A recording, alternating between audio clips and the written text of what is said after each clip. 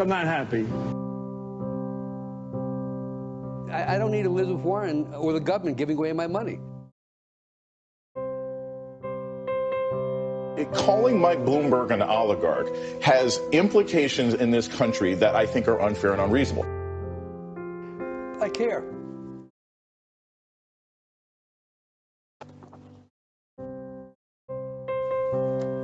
That's it.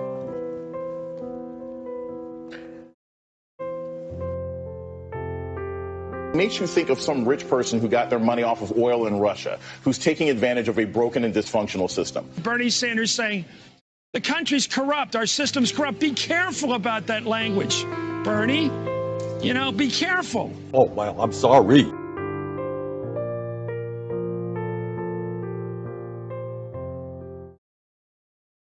Now witness the firepower of this fully armed and operational battle station. And then they say, is Donald Trump an intellectual? Trust me, I'm like a smart person.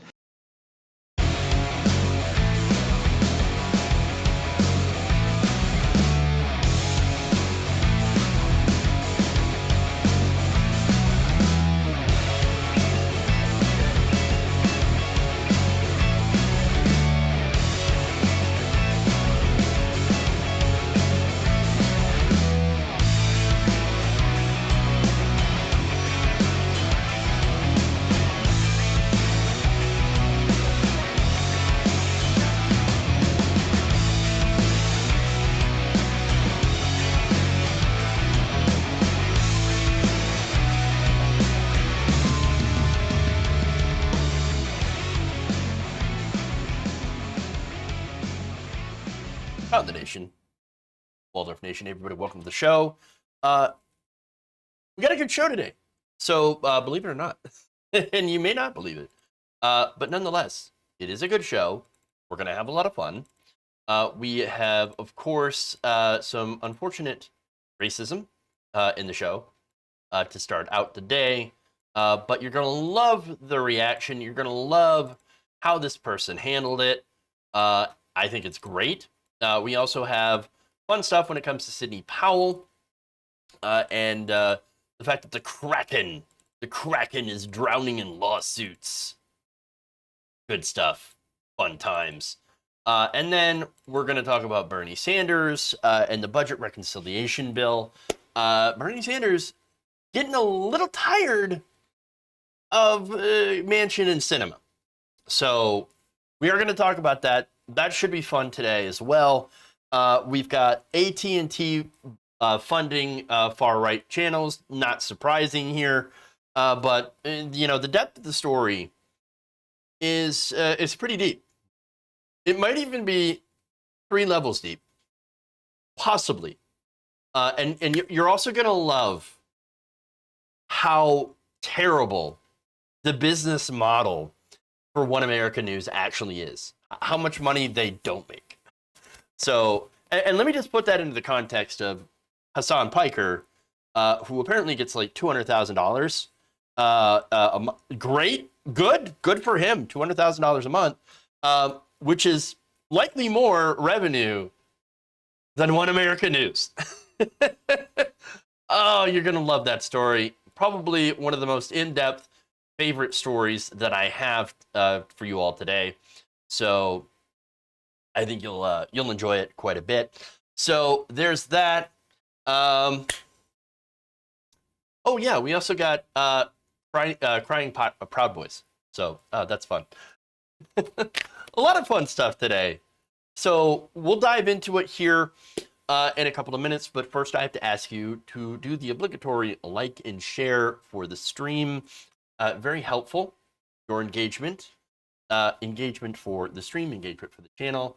I do appreciate that when you do that. It helps people see the show, helps new people find the show. And that's always a good thing, right? You know, grow our little YouTube, Twitch, Facebook family. That's never a bad thing. My brain is also already in recovery mode from all those future ideas. Well, you know, it could be high-level ideas. We've got high-level ideas in the show today, folks. Oh my god. All right. Anyway, so why don't we? Streamers should make so much as a thing. Shouldn't make so much as a thing. I've heard. Right idea, but the streamers are not the rich people towards whom the argument should be directed. Look, okay, so let me just address that for a moment, okay? So I actually don't really care about how much money streamers make. So now there's some interesting things in those Twitch leaks. By the way, I don't think it's just the figures and stuff that was leaked. It might be people's addresses and things like that. So that's a serious like safety concern for people who are very high-profile streamers on Twitch. So, you know, that comes with a little bit of danger, especially if you're talking about politics. But the other thing, of course, that I was going to mention, and that I want to address is that, again, I don't really care how much they make. Because think about it this way, right? So all this stuff, all that money is from subscribers, people freely giving their money to a streamer. I don't think there's anything problematic at all. You know, let me just revise that just for a second. I think the only thing that I find problematic is that a cut of that goes to Amazon, and that's it. So you give money to, you know, subscribing or whatever on Hassan's Twitch channel, and you know Bezos gets a part of that. That's the only, literally the only thing I find wrong. Other than that, these are people freely giving of their money to a streamer that they like, that is a net benefit, a net positive for the left, and tries to get out a lefty message to the people. This is like criticizing Hassan for making money is almost like criticizing Bernie Sanders for selling a book. And that's where he got his money. Oh, Bernie Sanders owns 3 houses. Yeah, nobody cares. Only people who are disingenuous give a damn about that. Again, it's how you make your money, okay? And look, to be fair, I don't think anybody should have over $1 billion. That's ridiculous. It's a ridiculous amount of money. But am I okay with people making a decent amount of money or lots of money especially from donations? No, I don't have a problem with that at all. Again, really giving their money to somebody, totally fine. There's no exploitation involved. And that's the real problem. Is there exploitation involved? Is Hassan or any of these streamers exploiting their audience for money? If the answer is no, I have no problem. I got no problem. So that's it. And you know what? I think a lot of that stems from jealousy for some of the big streamers. Look, I make $100 off, off Twitch. All right. I got some subs. Thank you very much to the people who have subbed on Twitch. I really appreciate it. Thank you very much. I am not jealous of bigger streamers. Good for you. Good for y'all. Y'all are hitting it. Y'all are making it. Wonderful. You know what? Here's a weird thing. I'm okay when other people succeed. I know. Wow. I know, strange position, right? But I'm actually okay, especially if it's a lefty that succeeds. I'm okay with that. No ill will, no jealousy, nothing. If you're making it and you're spreading a positive message and you're getting a lefty position out there and you're changing hearts and minds, all power to you. I wish I could do that. I wish I could be more effective and better at it. But the fact that you are and that you're spreading that message, as long as that message is getting spread, I'm totally okay with it. I'm totally fine with it.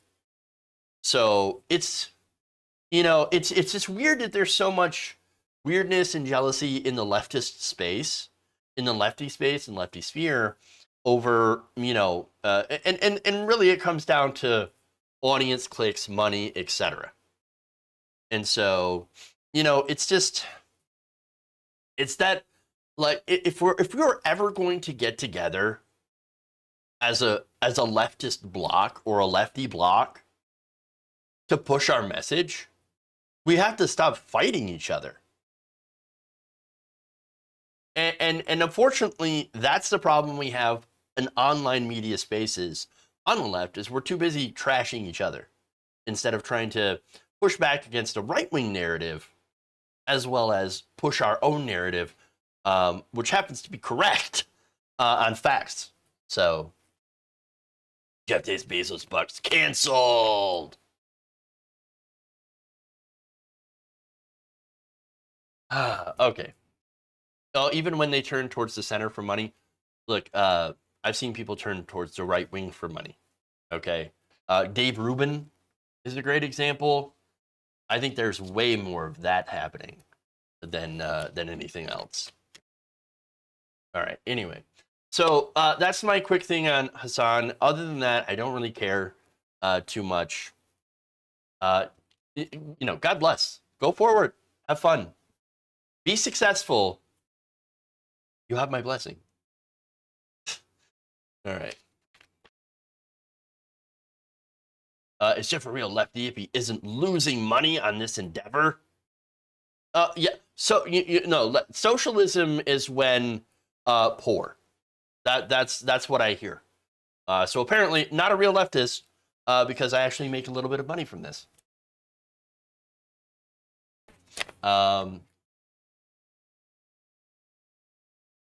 Let's see. Thank you, HFK Rex. I really appreciate it. Thank you.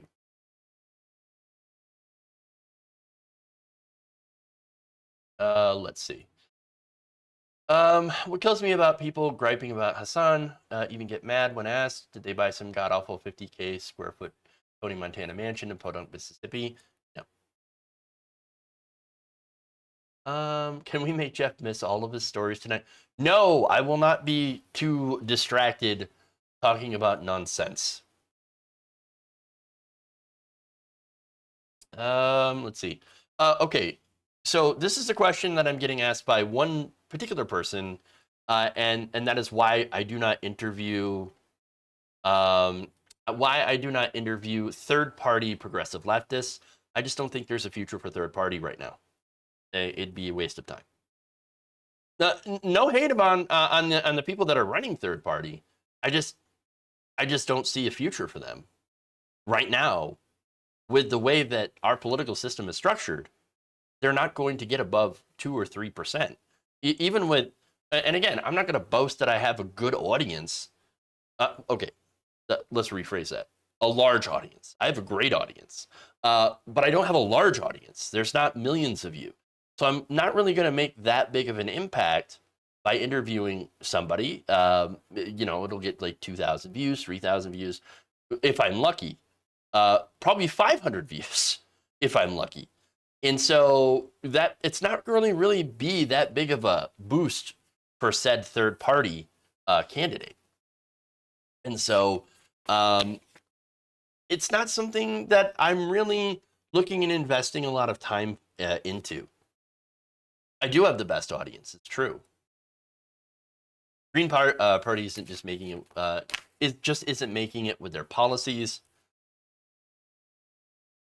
Third party will never happen in a system that runs on FTP.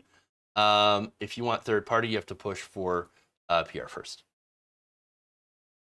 Mm-hmm. But the way it is structured will never change if people don't support things and people who go against the structure. Yeah, I get it. There's this chicken and an egg kind of thing, right?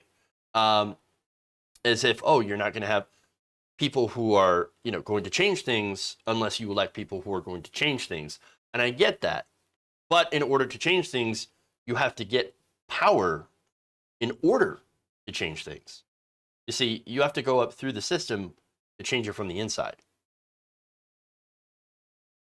Because otherwise, you don't actually have any of the power to change the things. And that's the gigantic problem that we have right now with change, is that we don't have enough change. We don't have enough people able or willing to do the change. And the ones that are vastly outnumbered. And not only that, but you have a system that is inherently resistant to change.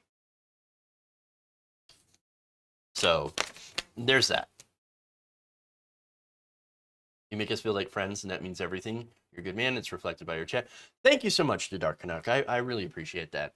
I come to think of all my viewers as family. We're a little family here.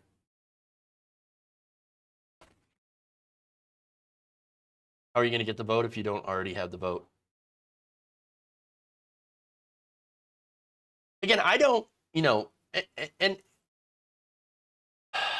I guess one last thing here is that I get that, you know, there are people looking, you know, to change that system that are running, good people that are running in third parties. And I understand that. And I understand that, like, they're doing the good thing in the only way they know how. And I'm not going to disparage those people.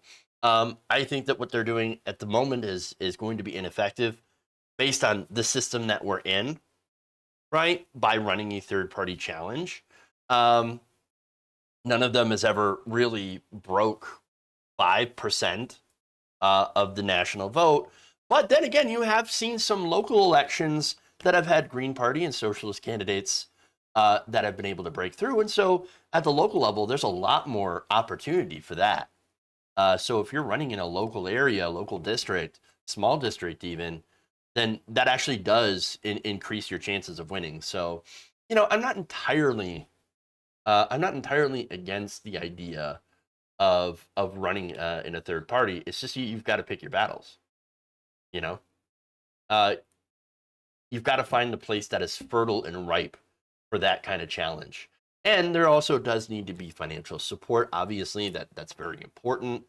And an incredibly strong ground game and a plan, because we know that if you do mount a pretty strong challenge, well, then you're going to have a lot of pushback from the entrenched powers that are already at play. And so these are the realities of running a third-party candidacy. So those guys are worth promoting. I don't doubt it at all. I don't doubt it at all. It's just, what are we looking at? Like, what is the chances? You know what I'm saying?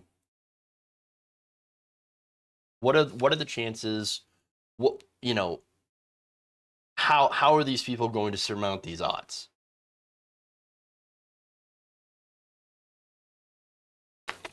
Anyway, I am way too distracted right now with other stuff, and I want to get through these stories. So let's start out with, as I said, we have. Will there be any clips today? Yes, there will. I'm working on that. Let's do the first story.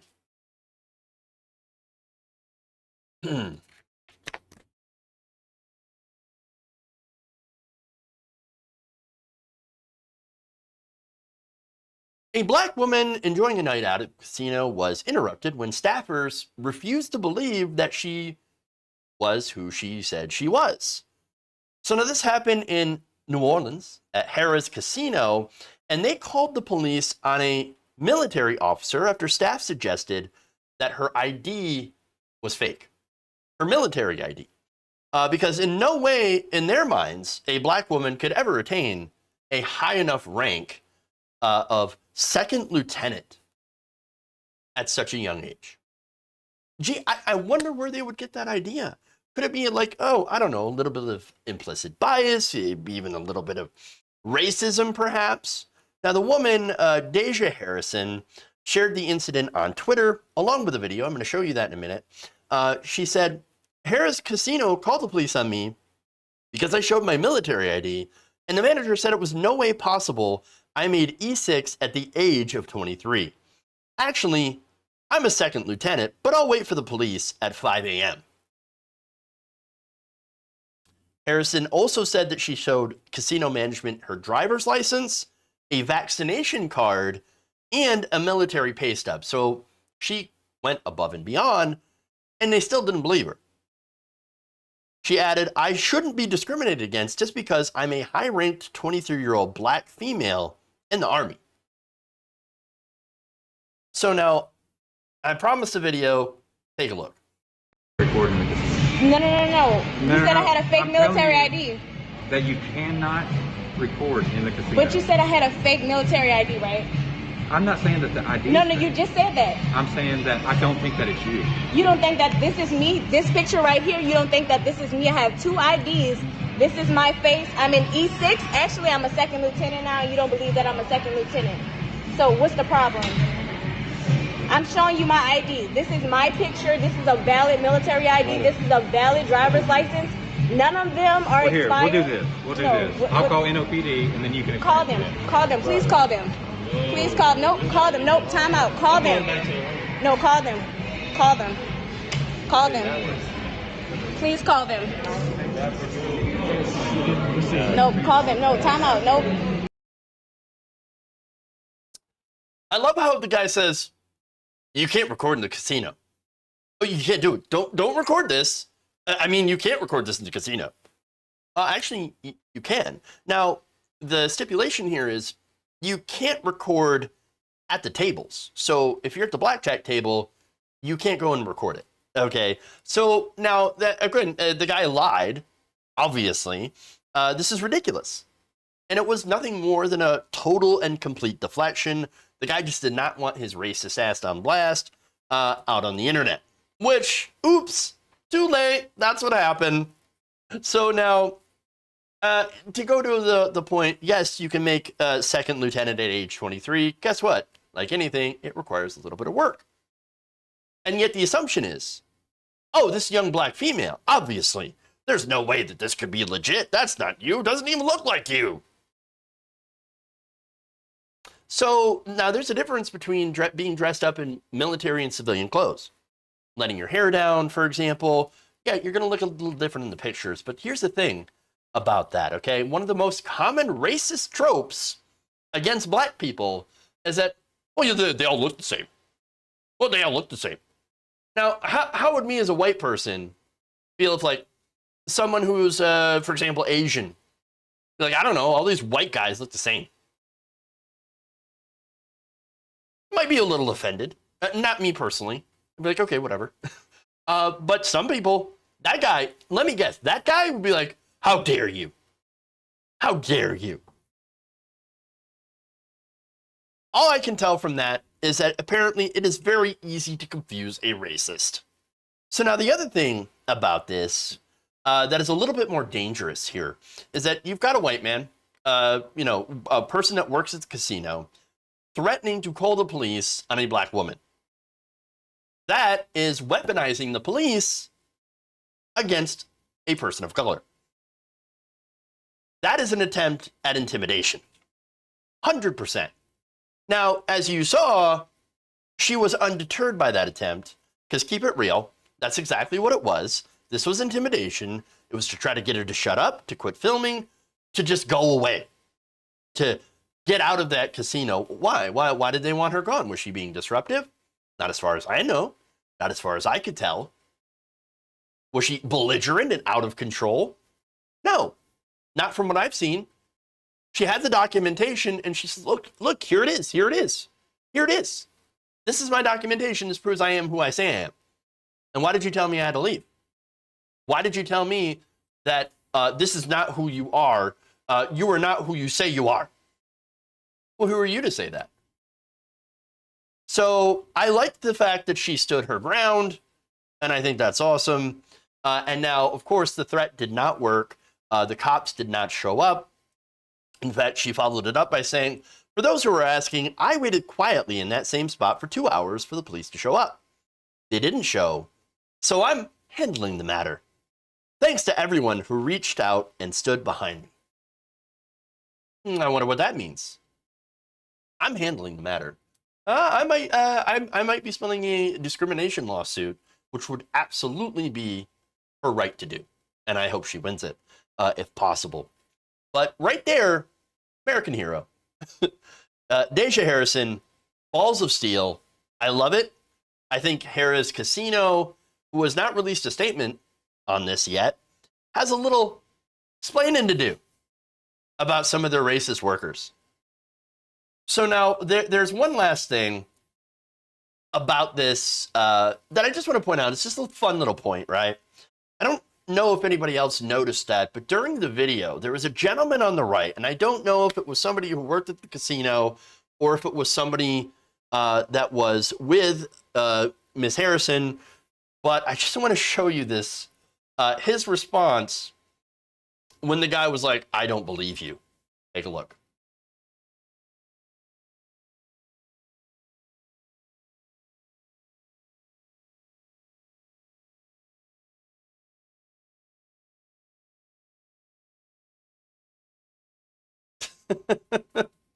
And that was the moment where he was like, well, fuck this shit.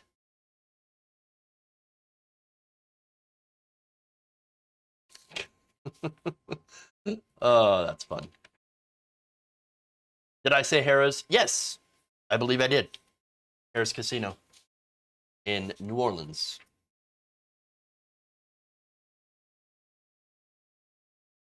Best part of the video. I agree. I love it. All right.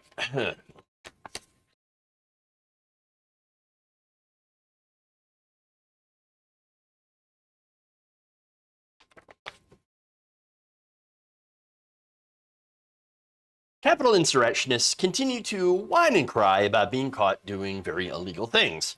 Despite the intent of the riots to overturn the election, many of them are being introduced to the justice system with very soft hands and very light little slaps in the wrist. Oh, naughty boy. Oh, you're so naughty. You went to the Capitol and broke some windows and smeared feces all over the place and chased out lawmakers. Bad. Couple of months in probation. Maybe a couple of months in jail.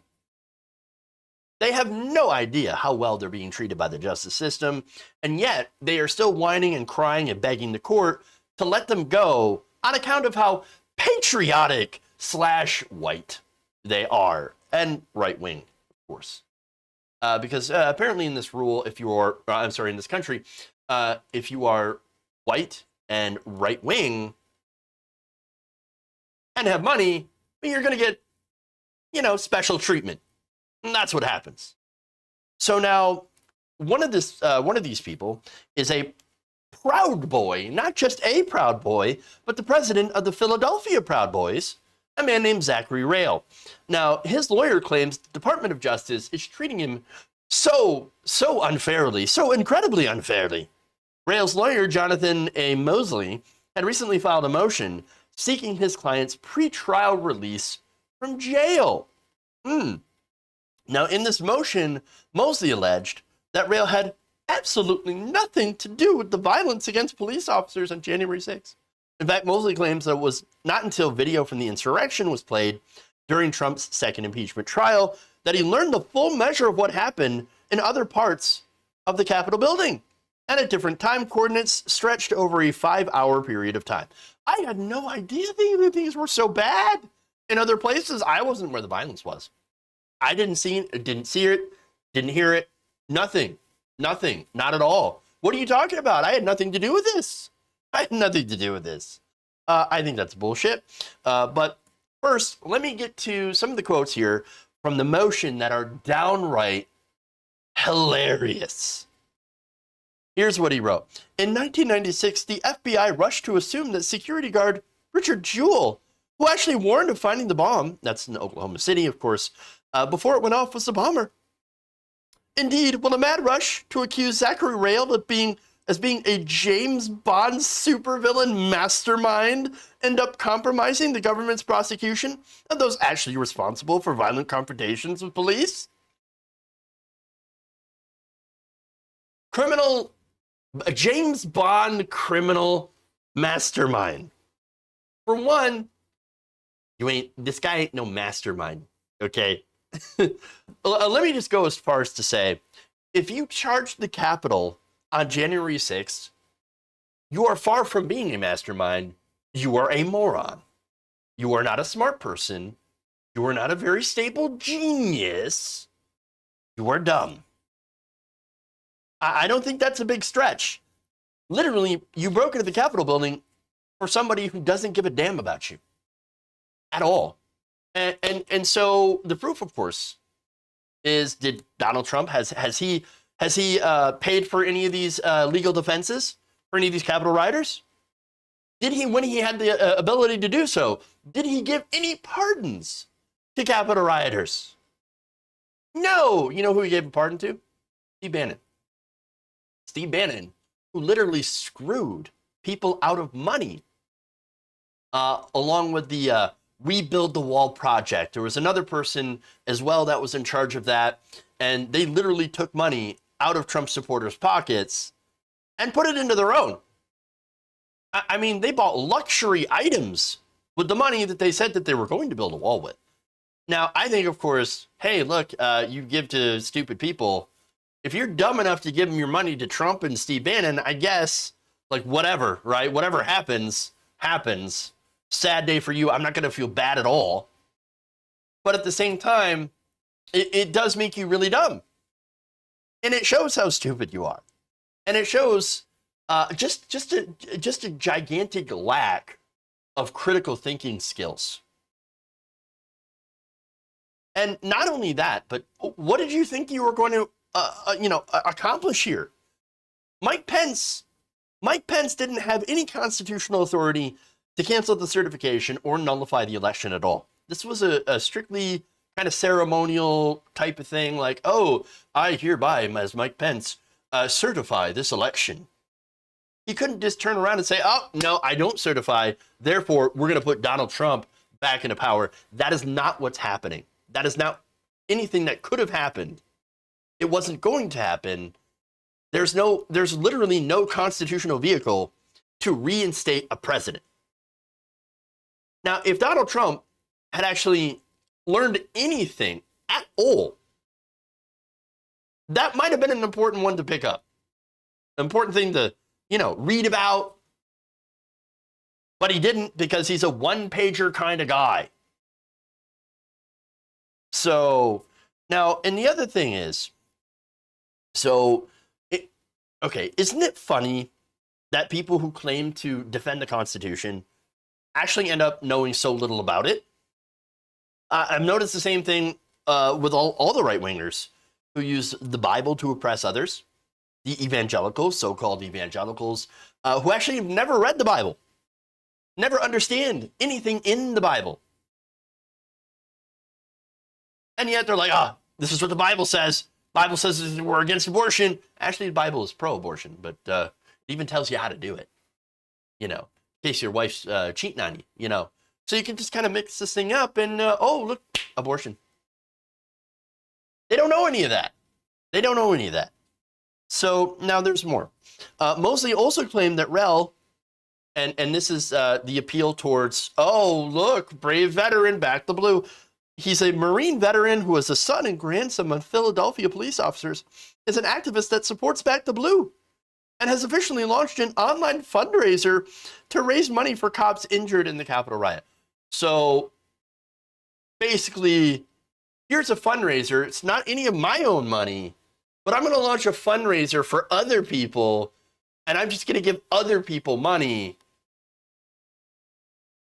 And that makes me a good person. No, that's ridiculous. He also said a treasurer is being sought to be independent and give the fundraiser reliability. You know what this is? This is a case of CYA. Cover your ass. And by the way, you should really you should tell that to Officer Brian Sicknick. Oh, right, he's dead. One of the rioters literally sprayed him in the face with bear spray and attacked him with a fire extinguisher. Now, weirdly enough, they said, his death ruled natural causes because he had a stroke afterwards, but not during the Capitol riot. And so we can't actually do charges against any of these rioters for any of the deaths of police. Isn't that interesting? Isn't that interesting how that works out? Or any of the other people that ended up taking their lives following the insurrection. But now suddenly you're like, oh, back the blue. I totally back the blue. I told, yep. Even after what you did. Now, remember, Rel is one of, as well as other presidents from the different Proud Boys chapters, are accused of conspiring together to plan the insurrection. So the FBI had discovered encrypted text message exchanges in which they discussed plans to, quote, rile up the normies who gathered for Trump's Stop the Steal rally. Rile them up so that they would go along with them to bust into the Capitol building. Afterwards, Rel posted on social media that he was proud as fuck for what we accomplished yesterday. Yeah, oh, we're so proud. You know, we're proud boys. And that's what we're doing. We're going to be proud. Yeah. In addition to the Capitol, to charges in the Capitol riot, Rel is also named as a defendant in a separate lawsuit filed by 7 police officers who were injured during that insurrection. The lawsuit alleges that Trump conspired with leaders from the Proud Boys, the Oath Keepers, and others to commit bias-motivated acts of terrorism.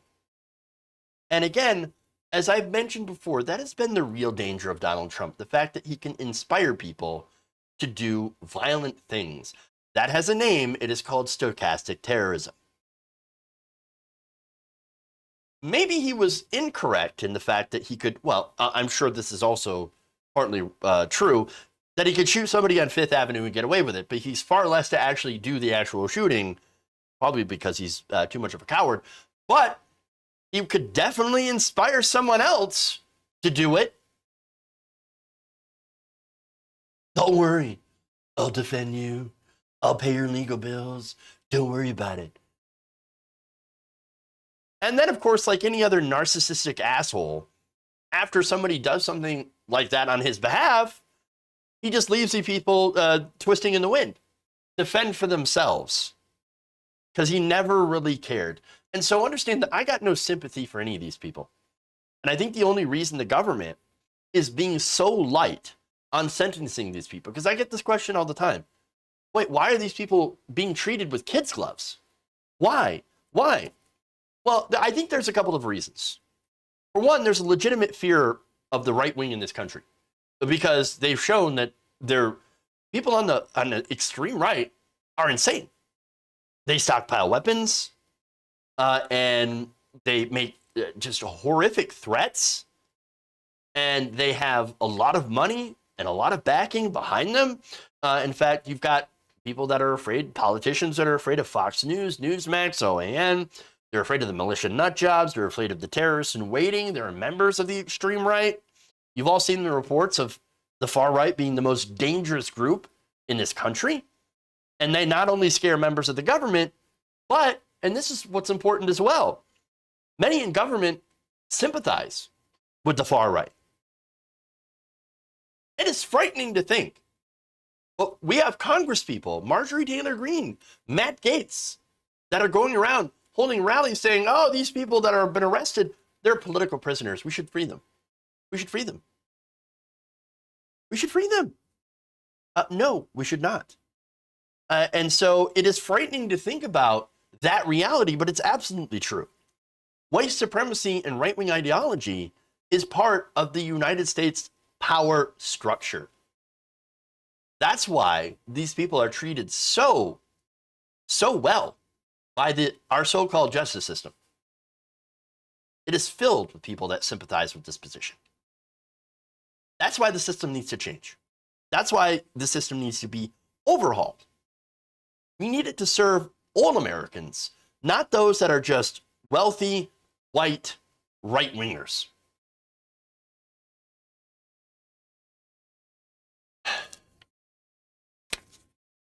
All right.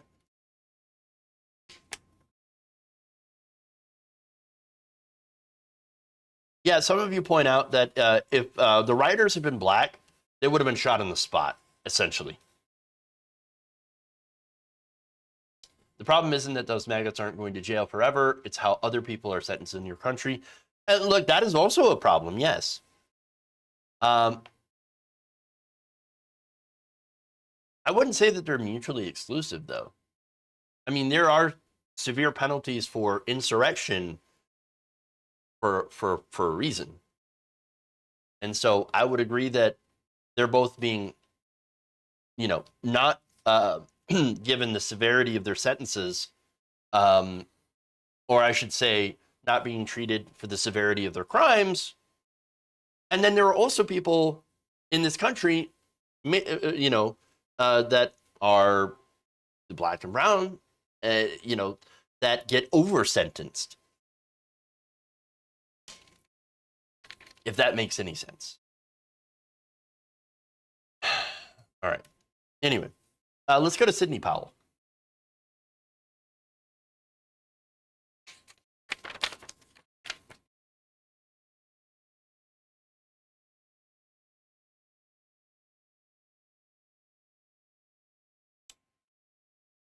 It appears the weight of the massive lawsuits against her is finally starting to hit Sidney Powell.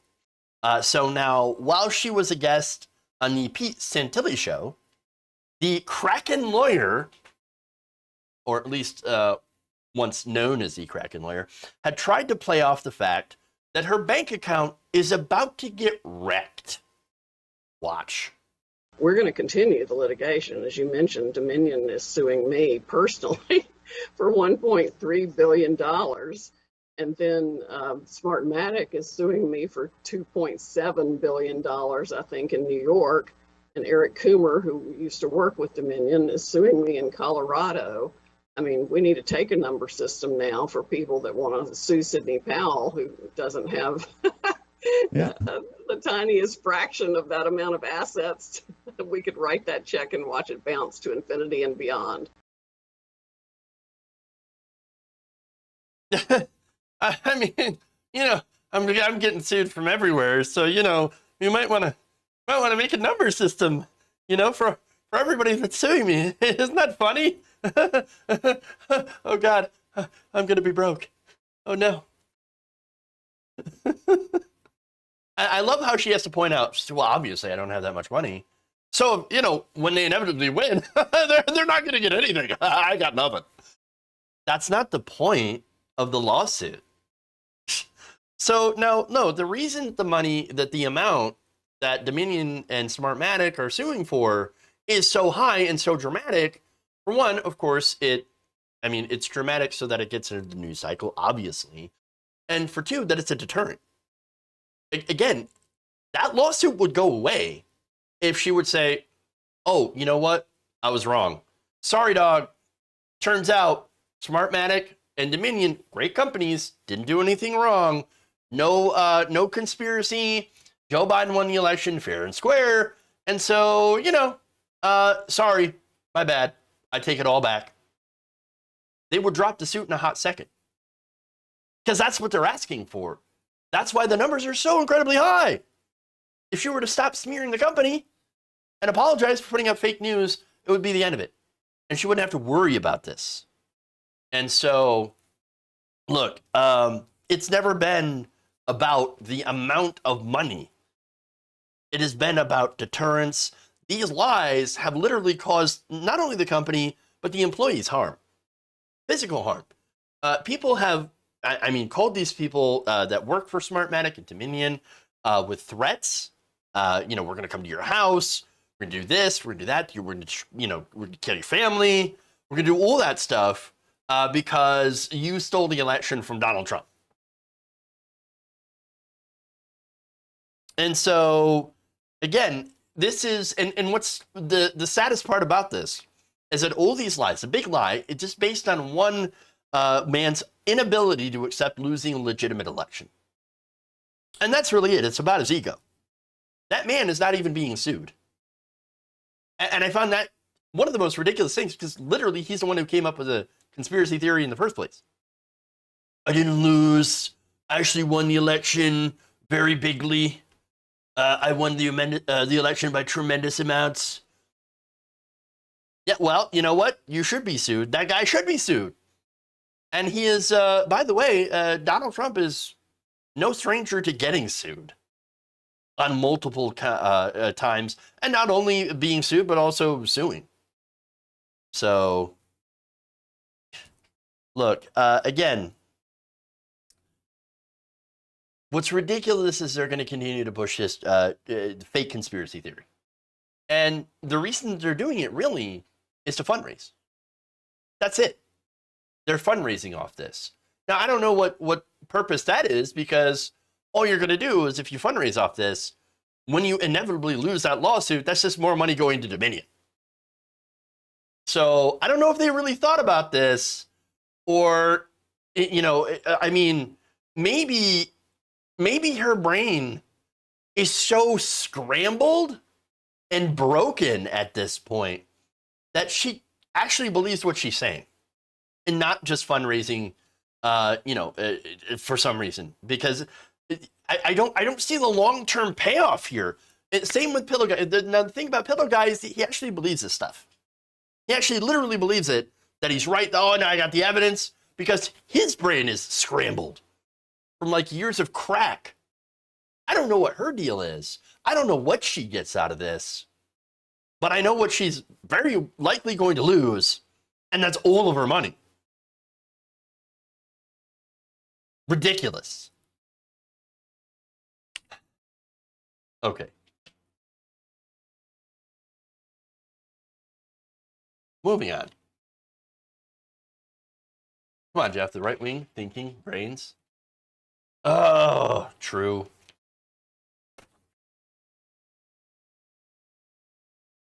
All right, more.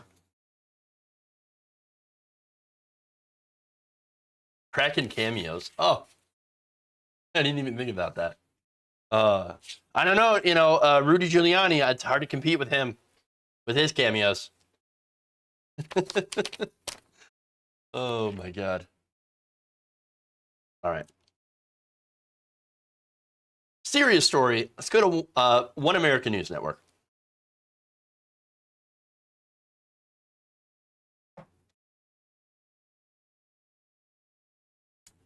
One American News is well known as one of the most far-right channels on television. Along with Newsmax, these channels pander to, of course, the hard-right MAGA chud demographic that spread conspiracy theories about COVID-19 and are unabashedly pro-Trump. Even when Donald Trump would contradict himself, they would still find a defense. I'm pretty sure they were also the ones that would defend him over tweeting Covfefe, which meant nothing, but they were like, no. It actually meant something. It's secret code, and libs don't understand the secret code. Right. Sure. Now, according to first the Daily Beast, One American News spends much of its airtime peddling dangerous conspiracy theories, for example, Pizzagate, the Seth Rich murders, as well as Islamophobia, transphobia, foreign propaganda, while platforming literal white nationalists like Jack Posobiec. So now, it's not a surprise this kind of content doesn't really appeal to most Americans, most regular people, because most regular people are not insane. It really only appeals to just the most hardcore right-wingers. And so the real surprise, actually, is who makes this network, who gets arguably way less viewers than even some left-wing Twitch streamers, and makes very little advertising revenue, is still able to actually stay on the air. How? Well, it turns out it's got some daddy funding, daddy AT&T. So now a Reuters review of court reviews shows that the role AT&T not only played in creating OANN, but it plays in funding it as well. So now, back in 2013, AT&T executives said, you know what we need? You know what cable TV needs? More conservative programming. So now they have Fox News, but in Fox News, literal propaganda outlet of the Republican Party, and AT&T says, no, you know, we need more. We need more hardcore right-wing conservative media. Yeah, that's what we need. So now they found Chief Executive Robert Herring Sr. So now he testified in court, and some of those documents have been unsealed. That's where a lot of the Reuters investigation comes from. And here's a quote during a 2019 deposition. Quote, they told us they wanted a conservative network. They only had one, which was Fox News, and they had 7 others on the other left-wing side. When they said that, I jumped to it and built one. So let me just start with the absurdity of that, oh my God, all cable news, except for Fox News, is left-wing. You're going to sit here and tell me that CNN is left-wing. What? You're going to tell me that CNBC is left-wing? Yeah, MSNBC is liberal establishment. Okay, so I guess, you could say it's center-left, perhaps. But then, of course, when you look at the Overton window and everything is so far shifted to the right, even mainstream liberals actually are European conservatives. And so, that gets into a different conversation of like how far to the right America is compared to the rest of the world. And so, but I'm just going to look at it in the context, of course, of American politics, when people who are saying, hey, you know what we should do? We should actually have universal health care.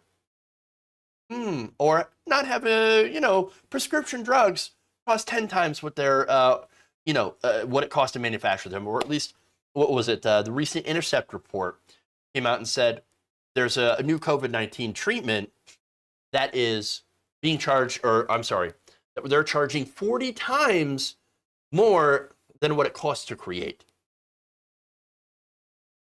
When people want affordable drugs, that is considered to be left-wing. That's how insane our country is at this point. And so it's crazy to say, no, we don't have any. We only have one conservative network, and that's Fox News, and we need another one. No, we don't. Especially when you look at right-wing radio, when you look at Sinclair Broadcasting, which has bought up a lot of the smaller, small local channels and turned them into literal propaganda factories for the right wing. Total insanity that we have. Total insanity.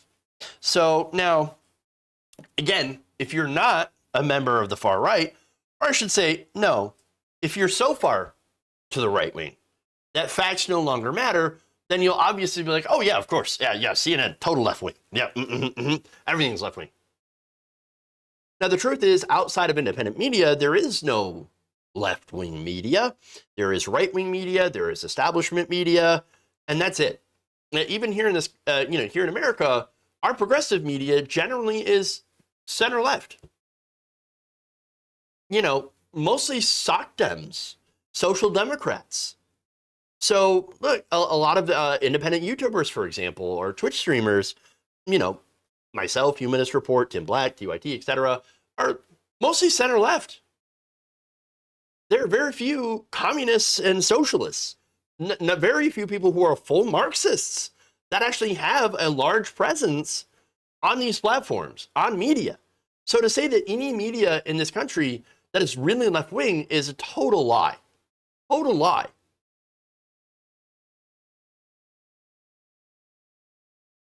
It's so strange. I could not imagine the reaction to CNN if they were to actually interview a literal communist. They would shit themselves. So now, anyway, back to AT&T. So they create this network that is, super conservative, right?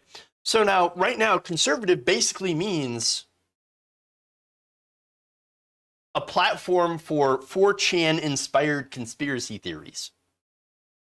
And so now the problem with that, well, and there are many problems with that, but they ran into one big one, and it's that no advertisers wanted to pay for a channel that does nothing but nonsense, unhinged conspiracies.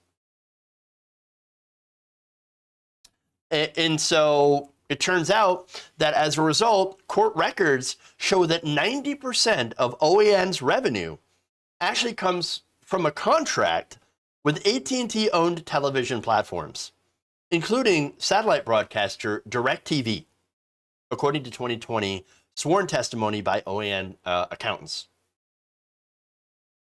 That is tens of millions of dollars in revenue.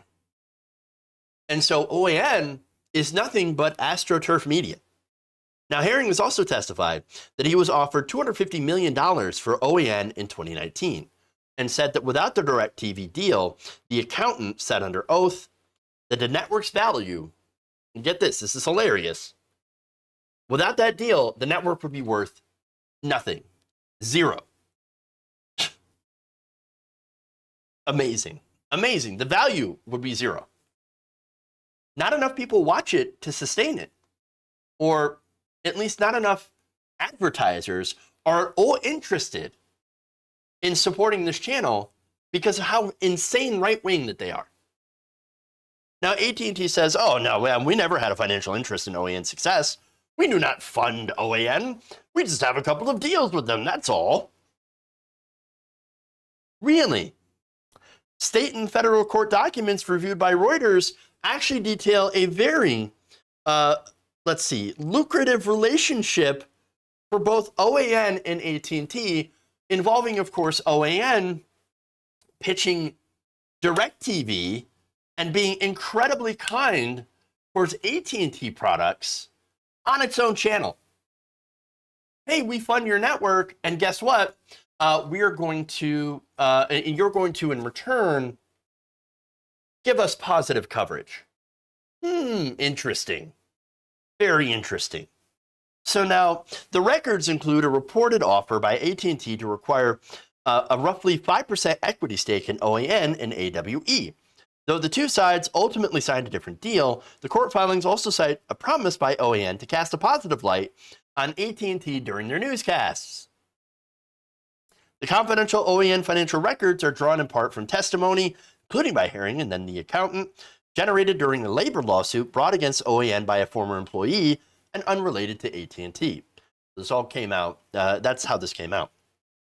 When that case went to trial, the network's lawyer told the jury that it was AT&T that was keeping OAN afloat. This is even more disturbing when you realize that, of course, OAN panders to people that supported the big lie conspiracy, that Donald Trump won the election, that Joe Biden had lost. In fact, the network's online audience had soared in November after Fox News affirmed Joe Biden's victory, which, of course, angered Trump. Trump then went and tweeted about, when he had a Twitter account, about how Fox News, very bad, very unfair coverage. You should go to OAN. They do real news. They don't do fake news. And that's what happened. A record of 767,000 people had installed the OAN app that month, 9 times as many as in October, according to data firm Sensor Tower. The next month, Trump supporters, including at least one carrying an OAN flag, stormed the Capitol, and of course that same month, installs of the app spiked to 517,000. So OAN is a literal pro-insurrection network, and their reporting has led to actual violence and threats of violence. In fact, in August, Sheila Garcia of Riverside County, California, had sent Colorado Secretary of State Jenna Griswold a message accusing her of treason. She is one of the state's top election officials, warning her that punishments for that crime are hanging and lethal injection. Quote, within several months, you will have to decide between the two. Now, if that's not a threat, I don't know what is. And of course, it was designed to be intimidation in order to fudge the results of that election to give the states over to Donald Trump, whom they believe is the rightful winner of the election. Now, Garcia said to Reuters that she's convinced that Biden stole the election and said she gets most of her news from OAN. Well, of course, that's why. And compared U.S. mainstream media to state propaganda outlets in China and Cuba. Funny how their viewers think that everything else is propaganda when they literally are doing propaganda themselves. One example of it is on January 6th, after Trump supporters broke into the Capitol, an OAN news director had cautioned the staff via an email, quote, please do not say Trump supporters stormed Capitol. Simply call them demonstrators or protesters. Do not call it a riot. From the top brass. The following day, Herring floated the narrative that it was not Trump supporters, but instead was Antifa. We want to report all the things that Antifa did yesterday from a report on January 7th. I don't think it was Trump people, but let's investigate. He emailed OAN producers. Now, the FBI says there was no evidence of Antifa in the riot. And of course, the FBI, not really well known as a liberal organization or supportive of liberal causes, yet even they are like, we just don't have any evidence. As much as we would like to say Antifa or somehow connect this to the left wing, we can't. We just don't have the facts. Sorry. Now, an OANN producer from 2019 said this. This is Marissa Gonzalez. She said of how they would handle Donald Trump stories. She said, if there was any story involving Trump, we had only to focus on either the positive information or create positive information. So just create it or lie. I mean, that's what it is, lie. In fact, she said, quote, it was never tell the full truth.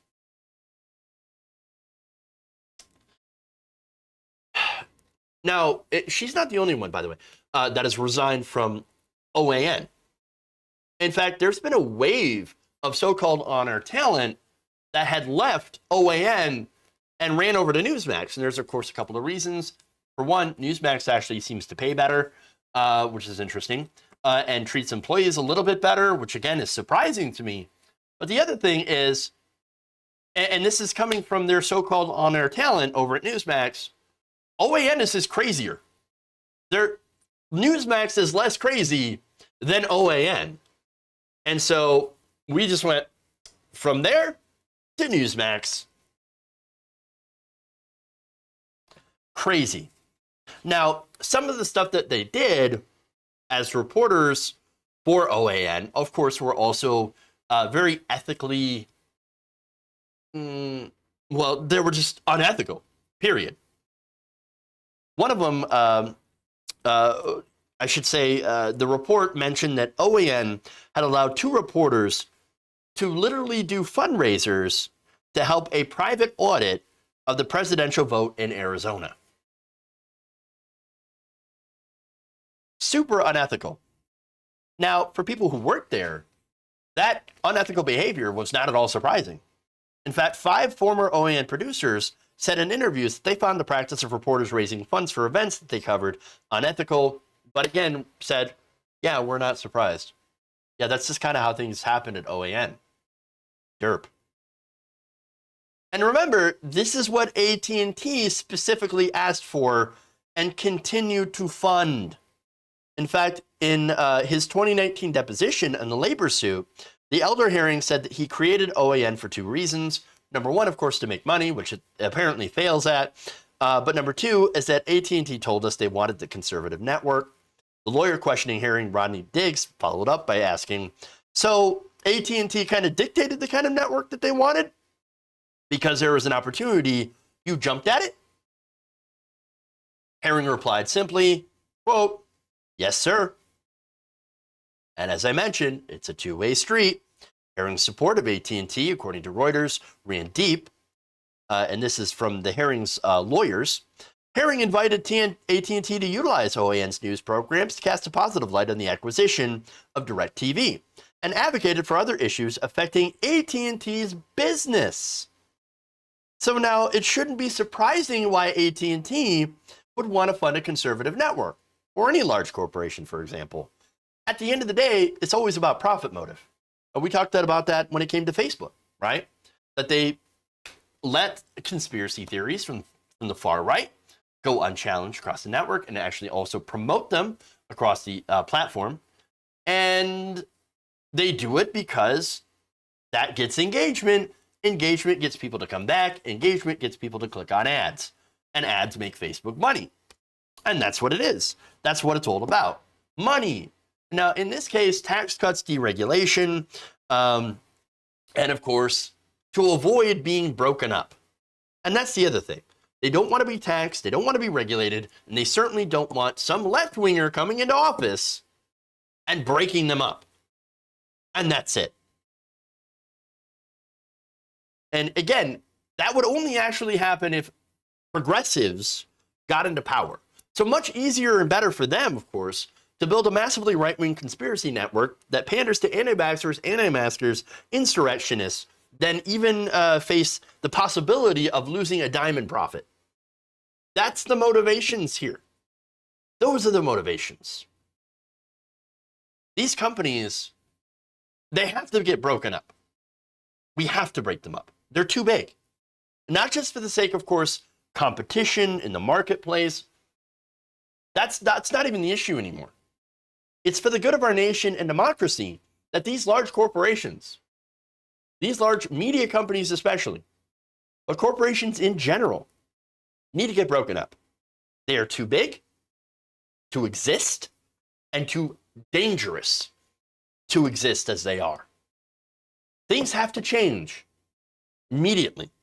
These companies have to get broken up and regulated so that we can actually have a real fair media in this country that does not give rise to disinformation and fascism.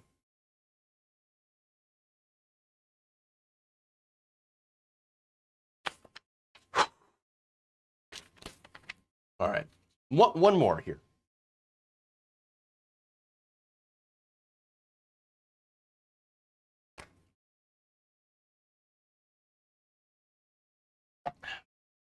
Last story.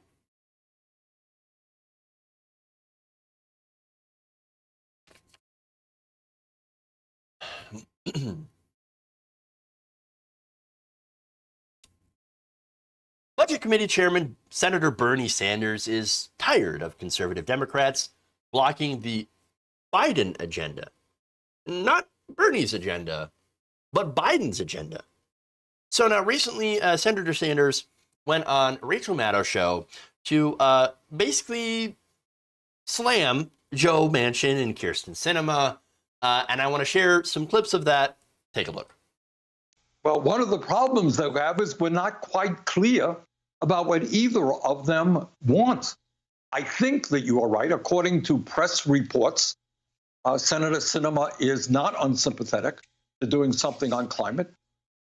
On the other hand, according to press reports, are they true or not? I don't know. But the press says she is does not want Medicare to negotiate prescription drug prices, despite the fact that 90% of the American people want to lower prescription drug costs in America, and that she doesn't want to have increased taxes on the very wealthy. Is that true? I don't know. But that's one of the problems, is that we hear this from third parties, and we haven't heard that directly from her, nor have we heard the specifics in terms of what Manchin wants. I am tired of the generalities, hearing what Mr. Manchin and, frankly, Ms. Sinema are saying.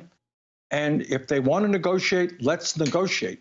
But when you got the overwhelming majority of the American people, the overwhelming majority of the Democratic House and Senate caucus, when you got the President of the United States, it's not a 50-50 deal. Mr. Manchin deserves to be heard. He deserves to get some compromises, but it is wrong for one or two people to think that they can dictate the outcome of this process. All right, so I'll disagree with Bernie Sanders a little bit there. I don't think Joe Manchin needs to be heard at all, but that's just my opinion. But all right, so now this video is kind of in response to Manchin saying that Bernie Sanders, and the reason that he opposes Bernie Sanders is because, well, I don't want an entitlement society like Bernie Sanders does. Entitlement society. Bitch, you literally live on a yacht. I mean, come on. Oh, you don't understand. It's a houseboat. Oh, it's different. It costs like $50,000. That's more than half of Americans earn in a year. Please. So, no, as for Sinema, look, Kyrsten Sinema took $750,000 from the pharmaceutical industry. These are incredibly wealthy people that think that going to the doctor or getting childcare is somehow entitlement. Oh, there's entitlement. You know what, bitch? We are entitled. In fact, Bernie Sanders went back and he said, yeah, I think we are entitled to these things. We're entitled to, our tax money actually going and doing things for us. instead of for giant corporations. And that has been his consistent message for like 40 years.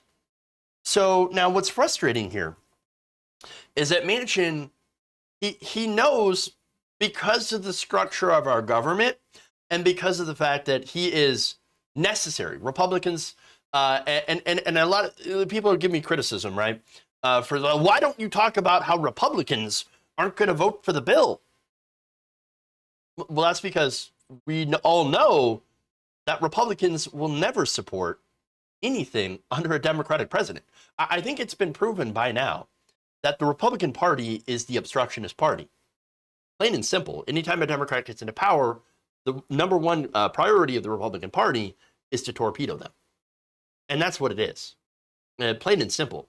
So we don't even talk about Republicans in this case because we already know their position. They're going to filibuster the bill no matter what, which is why, of course, you have to do budget reconciliation, which is why you have to do or eliminate the filibuster. Now, the problem is you have Manchin and you have Sinema that say absolutely not. And you have to have 50 Democrats, or at least 50 people to caucus with the Democrats. You've got 48 senators and 2 Democratic senators, 2 independents. And then, of course, you have the vice president who casts the 51st vote. And that's how you can actually get things done. Now, our system is set up in this way in order to stymie progress. And unfortunately, as a result of that, a direct result by design of the Senate to halt progress, it only takes one, in this case, in this situation, to tank the whole damn thing.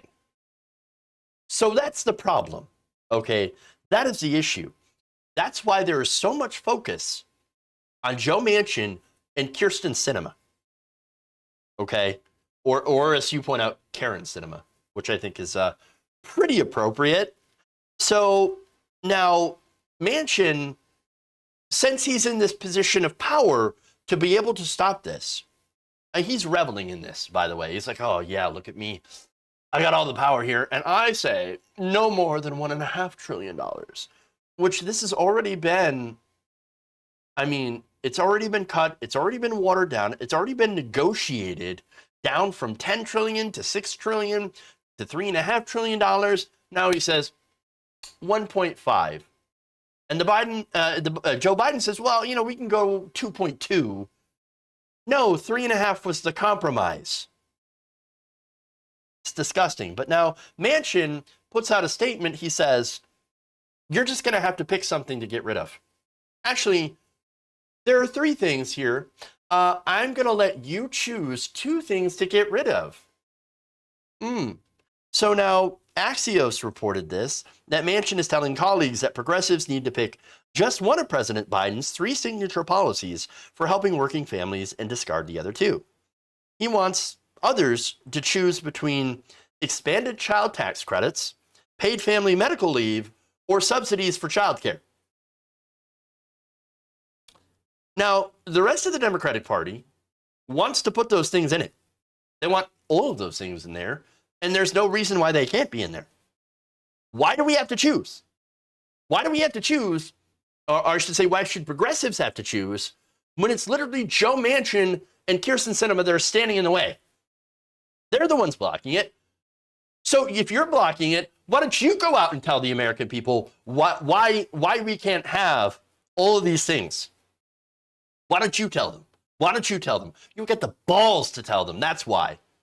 You want somebody else to do it. Sickening.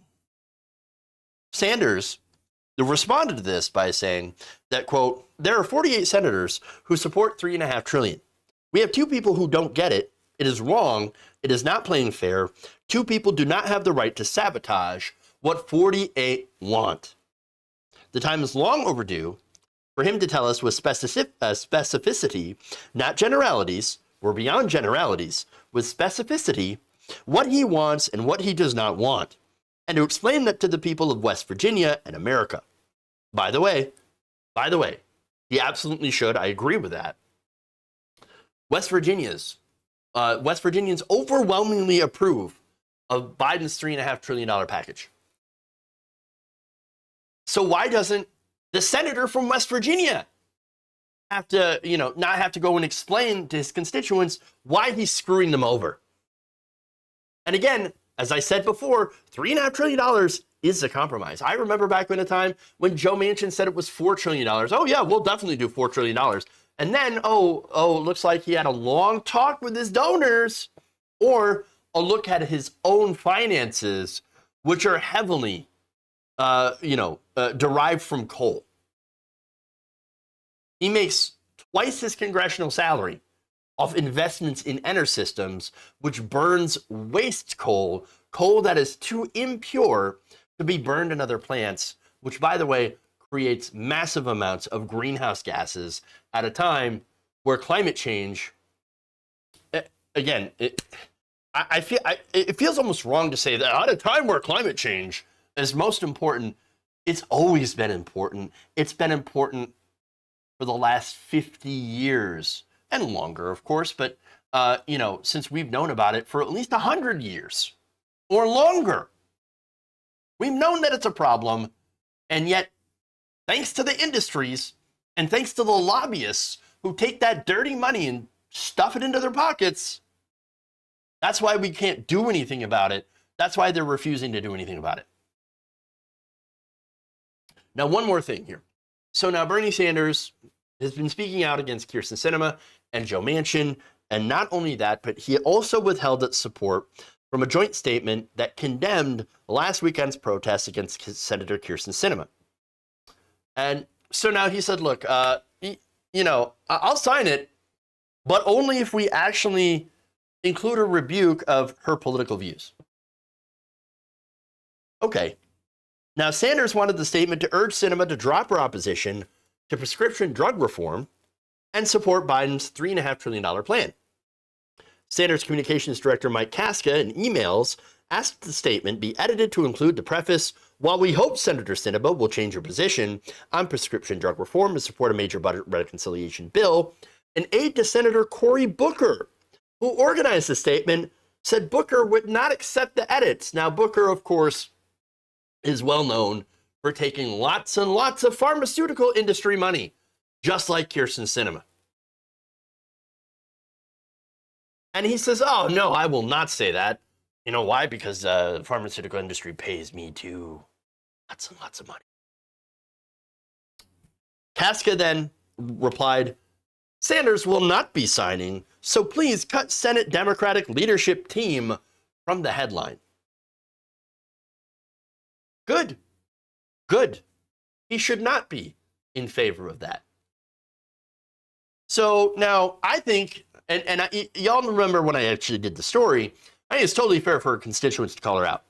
You know why? Because she has plainly ignored them and gone out of her way to ignore them. Kyrsten Sinema has not held a town hall in 3 years. Her congressional phone line, when you try to call her, goes directly to voicemail. She does not want to hear them. She does not want to see her constituents, her voters. She doesn't want to even acknowledge that they exist. She took their votes and said, ha ha, you voted for me. I lied to you. I'm now going to take all the money that I can. I'm going to take it all. Dude, give me the money. Yeah, shower me in money. And that's exactly what she did. She hates her own voters. Senator Manchin also seems to hate his own voters, at least when you compare it to the money that he gets into his own pocketbook. He's always going to choose the money every single time. And so these two senators have been bought and paid for by these corporations to destroy this incredibly popular bill backed by the majority of Americans and Democrats. If they don't pass this, there's going to be disaster. Democrats will lose the House, maybe might even lose the White House in 2024. This is dire. Biden's approval rating, just today, Quinnipiac University poll, had Biden's approval rating down to 38%. What a disaster. 50% that now have a negative opinion. You know why? Because Joe Biden looks incredibly weak by not getting any of this stuff done. He just looks weak. People will look at Joe Manchin and say, well, I didn't elect Joe Manchin to be president. Why is Joe Manchin preventing me from having affordable child care or affordable prescription drugs? Why is Joe Manchin preventing me and my family to be able to afford child care for our kids? Or, prevent my grandma on Medicare from getting dental implants or dental work done or hearing aids? Why is Joe Manchin? Joe Biden, didn't we elect you to be president? Didn't we put you in a position of power? What are you doing about it? Why is this person that was elected by a small amount of people in West Virginia running your entire administration? Why is that? You're weak. You're pathetic. That's what people are feeling right now. And you know what? Joe Biden has not been pushing his agenda strongly enough. He has not rebuked these two senators. He has not gotten them in line. He has not been fighting for his own agenda strongly enough. Now, look, one more thing I just have to mention. Bernie Sanders is nice. He's a nice guy. I like Bernie Sanders. I think he's too nice sometimes. I think he's too nice.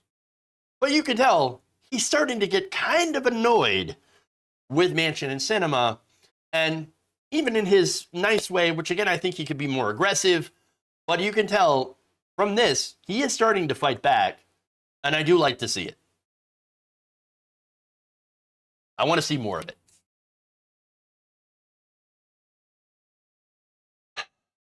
All right.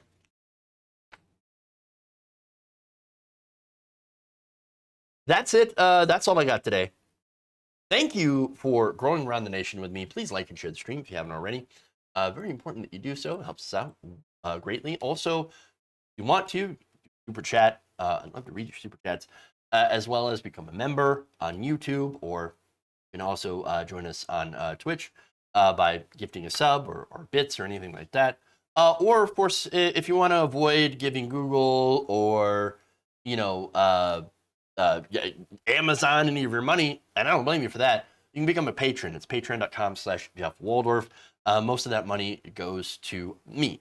So that is probably the best way to support the show, is to become a patron. Again, patreon.com/Jeff Waldorf. You can help me out by going there. But any of these other ways, of course, help the show. So that's up to you. Your money, if you want to support me. If you can't, obviously don't. But those who do, I really, really appreciate it. You help keep the show going. So, and help me. Am I not going to read your super chats? I'm getting to it. Friend, don't worry. Had to give that little, explanation on how to help the show. Come on, y'all. I'm not going to ignore you. Not on purpose. Come on. All right. Are all white guys not Picard clones? Well, there's me, obviously, but with a beard, so I'd be evil Picard. And then there's, I can't think of his name now. That completely ruins the joke. There's a guy that actually played evil Picard clone, but I just can't think of his name. Damn it.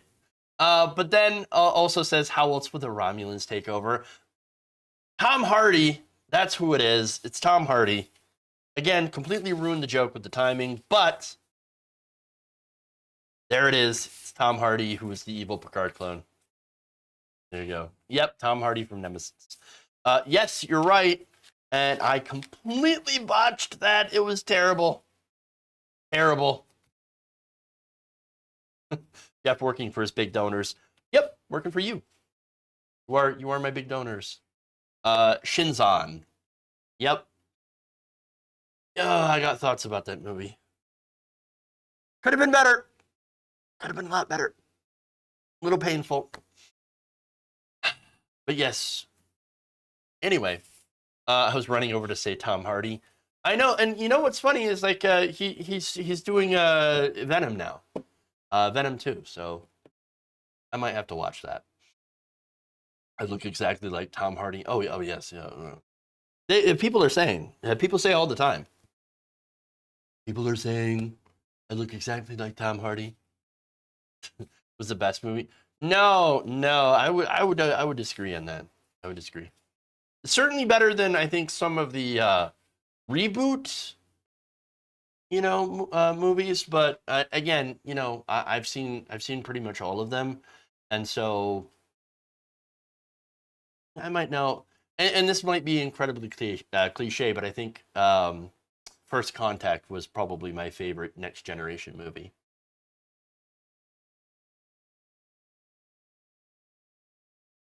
No, you don't need to see it. It missed the whole. Did it? Did it? That's unfortunate. Unfortunate about Venom. Sucks. Have I watched Lower Decks? I have. I just haven't watched a new season yet. Gonna work on that. All right. So, in the one where God needs a spaceship. Oh, let's forget about that one too. But that's more TOS movies. Which, by the way, my favorite of the TOS movies would be where they go back to 1980s California, I believe. That was pretty good. I don't know why, but that's one of my favorites. Yeah, double dumbass to you. Come on, you gotta love that. Looking for the nuclear vessels? Come on. One of the best, and then of course, Undiscovered Country would be my second favorite. So yeah, Voyage Home. That's the one. Voyage Home with the whales. Save the whales. Gotta save the whales, guys. All right. That's it. And of course, we can't not mention Wrath of Khan, which was also incredibly good. So, all right. I spent enough time. I desperately gotta go and get stuff edited, or to put up the videos, just in case anybody have missed any of the show today. If you did, the videos will of course go up on our YouTube channel. As always, we are going to raid into. We're gonna raid into Ravana's show. She is, on the TYT channel. She is doing the fake news game, which is always fun. Where she, of course, takes a bunch of headlines and has a guest that has to decide whether or not the headline is true, not fake, but true. So that's a fun little game. I enjoyed playing it. And I think you'll enjoy watching it as well. So check that out. We're going to raid over there on Twitch, over at TYT's Twitch channel. So we're going to do that. Thank you all. Love you. And remember, change begins with you. Good night, nation. See you all tomorrow. Have a great evening.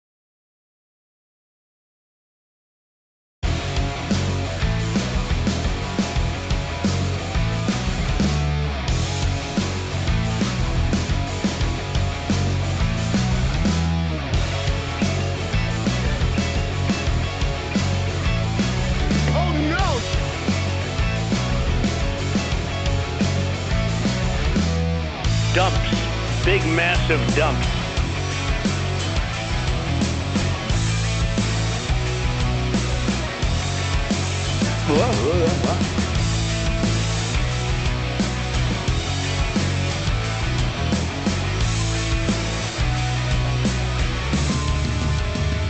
Please clap. They're kicking me out the door. They're kicking me out the door.